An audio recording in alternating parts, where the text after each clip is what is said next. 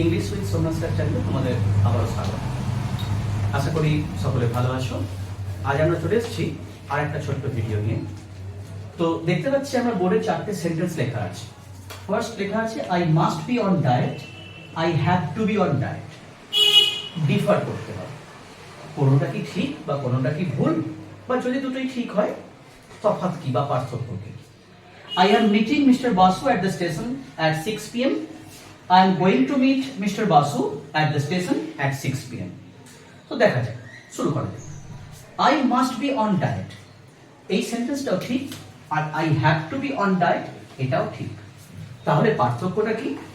যখন তুমি মাস্ট দিয়ে বলছো তখন কি হয়, ওন সাজেশন বা ওন অ্যাডভাইস বা নিজে থেকে ঠিক করছি, ওন আইডিয়া। তাই I must be on diet, এখানে আমরা লিখব ওন, আমার নিজেরই চিন্তা ভাবনা যে না এবার আমি একটু ডায়েট করব।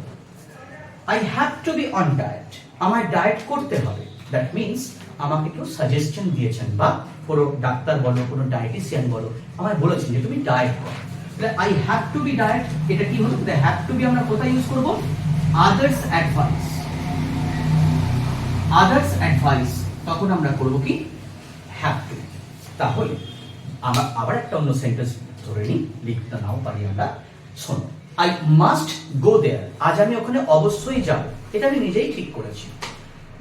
I have to be, I have to go there, that means আমায় যেতে হবে। I am compelled to go, that means I am obliged to go. যখন কোনো আদার্স অব্লিগেশন আসছে তখন আমি হ্যাভ টু ইউজ করব।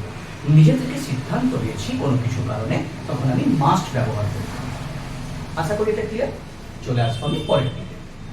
I am meeting mister Basu, এটাও present continuous. I am going to meet, এও কিন্তু কন্টিনিউয়াস স্ট্রাকচার আছে।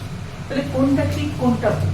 এখানেও কিন্তু ঠিক, দুটোই কিন্তু ঠিক, একদম ঠিক বলছো। পার্থক্যটা কি জানো? যখন তুমি আই এম মিটিং বলছো, এই অ্যাম মিটিং আর am going to meet, that is the difference. বাকি সবই কিন্তু দেখো একই আছে। যখন তুমি অ্যাম মিটিং বলছো তখন এটা কিন্তু arranged programme. That means mister Basu কিন্তু জানেন যে উনি ট্রেন থেকে নামবেন স্টেশনে 6টার সময়, আমি ওনার সঙ্গে মিট করব। এটা কিন্তু অ্যারেঞ্জড প্রোগ্রাম। দ্যাট মিনস আমি এখানে অ্যারেঞ্জড লিখতে পারি।